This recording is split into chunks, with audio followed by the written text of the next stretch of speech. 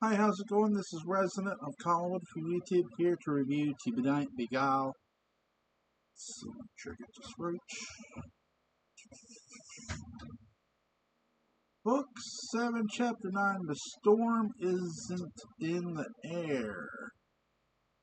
So, Evie, Mary, and Matthew are escorted to the courthouse. There's a lot of commotion, a lot of yelling, a lot of spitting, and here you have a very good chess match between the two lawyers.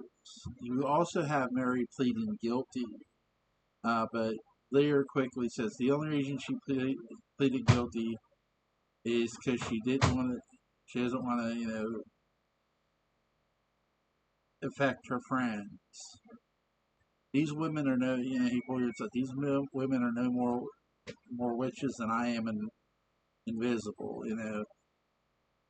He does bring up, a lot of great points. You also bring up an interesting. He also brings up the mayor in this, which I think is a great sort of eye-opening. I sort of wonder what the judge's decision, because he's not going to decide the case necessarily just on the opening arguments.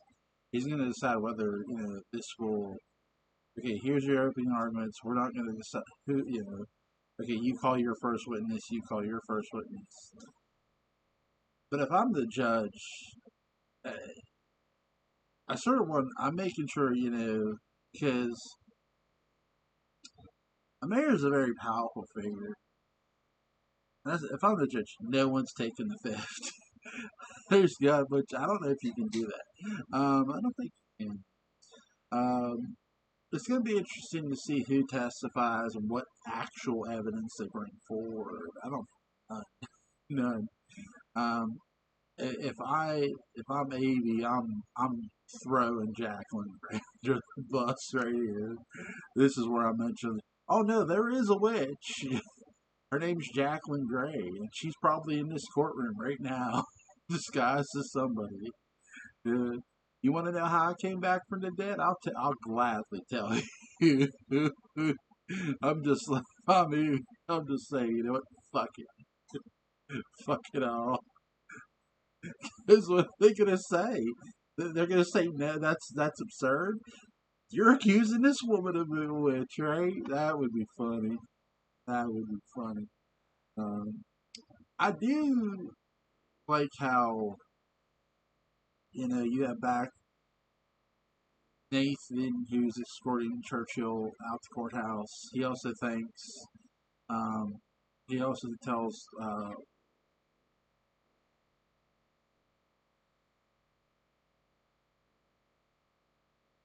You also have, you know, Lucas hugging Lear.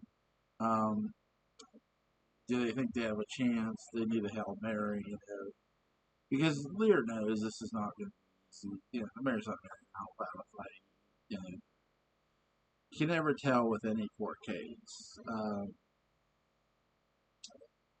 What I like most about this chapter here is we get a very unique, interesting twist. Now, Aaron catches Christopher slash David in Terramore, because everyone else is at the trial pretty much. So what you learn here is that it was Aaron who helped David sort of fake his death and get out of get out of town. Basically get out of Terramore without no one realizing he was alive. David really did think he did kill his wife. He was concerned. He also, Jacob. This is why he wants Jacob to pay. It's like, you lied to me. You tricked me. You killed me. Um,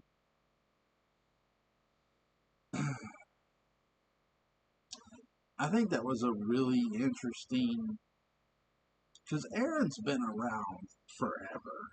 Like Aaron himself, he's been around since the beginning, like a long time. He's worked for the family for 20 some odd years.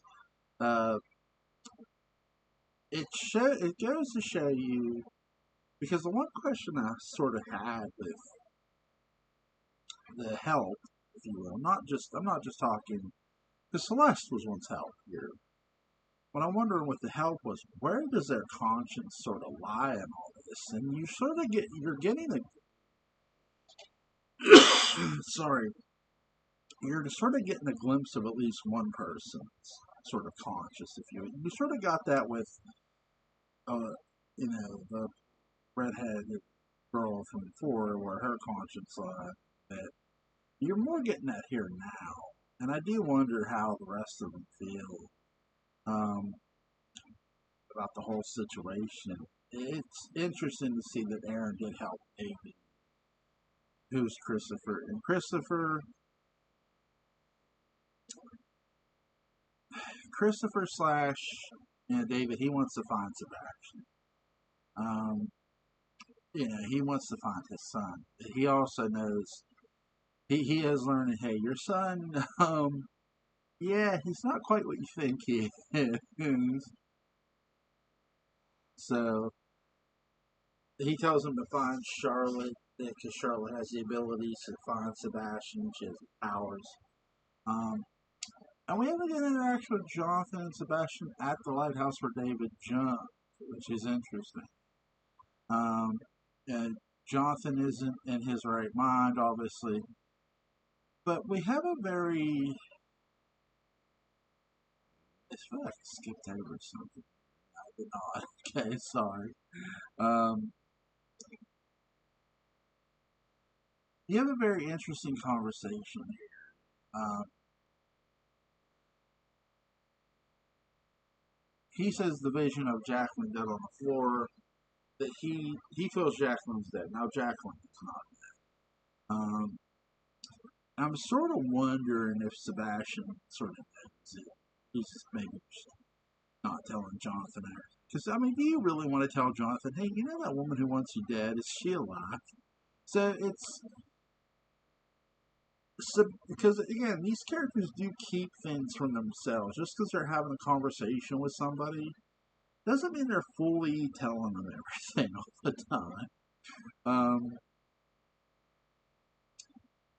And, this conversation, Jonathan's, before, he goes off and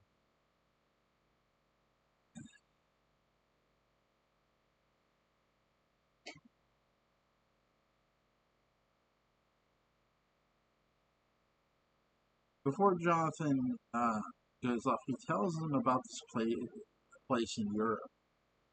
Um, and he doesn't say where, so...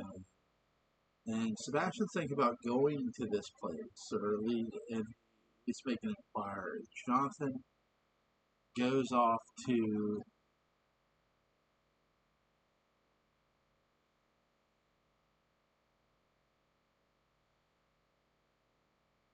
He goes to Churchill Green Asylum. He commits himself. Um,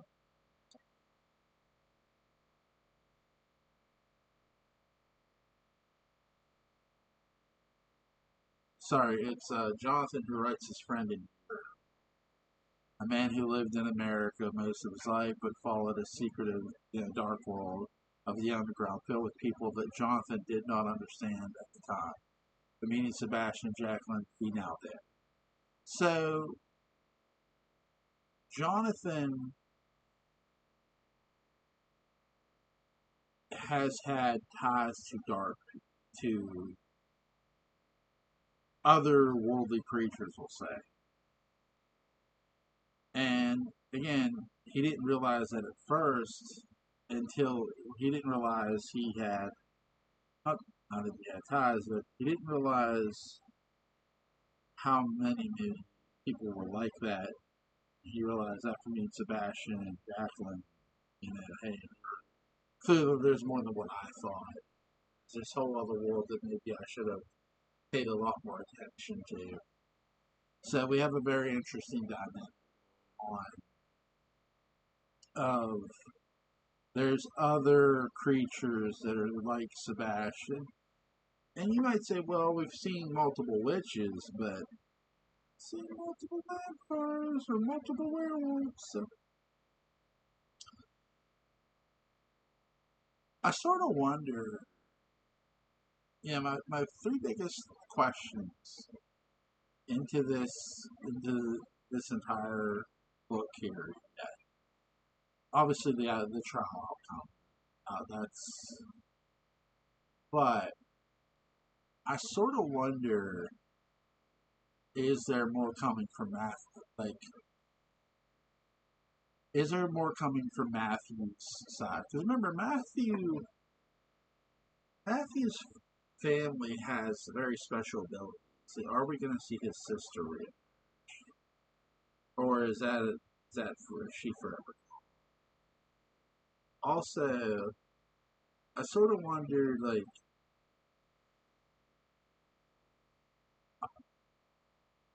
are there are there vampires who are aware of one another? I know that witches are aware of vampires and witches are aware of things. Um, how do they live their life? We've seen how Sebastian lives his. Um, very secretive, obviously. Um, I'm not saying that vampires are about what they are, but no. But hey, if you have a nighttime job, also, what where is on like we've seen some of Evie's mindset here. We've seen Matthew's mindset. We've seen Mary's mindset. What is Evie's mindset, honestly? I mean, he knows some of this is maybe bullshit. He believes in the law. But also, one of the guards is Jacqueline Gray. And I'm sort of wondering, is Evie just going to say, you know what, fuck, if they want to believe in witches, I got a witch to tell. So there's that too. I also wonder, because again, Sabrina is still in Genevieve's body, are we go also, is there going to be Genevieve moving on with somebody else? Are we going to get Aurora and Caspian having an interaction? How far is Rebecca going to go to keep them apart? Uh, because if you're her, you can't have Evie dying here. That woman will never leave. Um, so that'd be interesting. That'd be really interesting. Really, really good read. Really, really. Um, link to the Big Isle is going to be in the description box. Go check it out. Uh, so